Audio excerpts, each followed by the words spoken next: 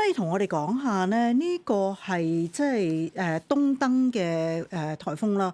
咁其實咧，亦都係好多年以嚟咧嘅一個嘅東登嘅颱風。可唔可以同我哋講下，即係東登同埋之前嘅西登，其實個對香港嗰個影響分別係點樣嘅咧？其實有幾方面咧，會令到我哋一般覺得東登嘅熱帶氣旋嗰個對香港嘅威脅咧係較為細嘅。咁第一點咧就係個風向。大家知道咧，即係熱帶氣旋係一個反時針方向旋轉嘅系統嚟嘅。咁你想象一下，如果嗰個熱帶氣旋嘅中心喺我哋東面，而個氣流係反時針方向嘅話咧，香港係會受到偏北風影響嘅。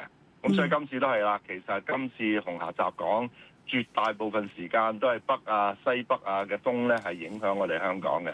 咁如果係吹偏北風嘅話咧，咁第一就係啲氣流喺內陸嗰度吹過嚟，唔多唔少都受到內陸嘅摩擦力嘅影響啦，高樓大廈、山脈嘅影響啦，所以某個程度一定係弱過喺西南邊。即係如果我哋西登嘅時候咧，呢風就可能會喺東南邊啊、南邊啊、西南邊咁吹上嚟。咁嘅時候咧，就喺海洋吹上嚟咧，就係即係完全冇任何嘢阻隔咧，個風力就會大好多。咁所以第一就係風向嘅問題。第二咧就係原來一個熱帶氣旋，雖然我哋睇衛星圖片又好，睇雷達圖片又好啦，好似係一個好對稱嘅天氣系統，圓揼揼咁樣好對稱嘅。但係其實佢個風力嘅分佈咧，我哋咧就有一個說法就係所謂危險半圓。危險半圓咧就係話嗰個熱帶氣旋中心，即係個颱風嘅中心嘅東北邊嘅風力咧，往往係大過西南邊嘅風力嘅。好啦，咁個原因係咩咧？因為原來個熱帶氣旋佢唔係一個獨立嘅天氣系統，佢會受同其他嘅天氣系統有一個相互作用嘅。咁所以咧，我哋好多時都話呢個熱帶氣旋，甚至今次嘅紅霞都好啦，佢北邊咧有一個高壓脊，咁呢個高壓脊同個紅霞，大家個風向咧喺東北邊咧係一致嘅。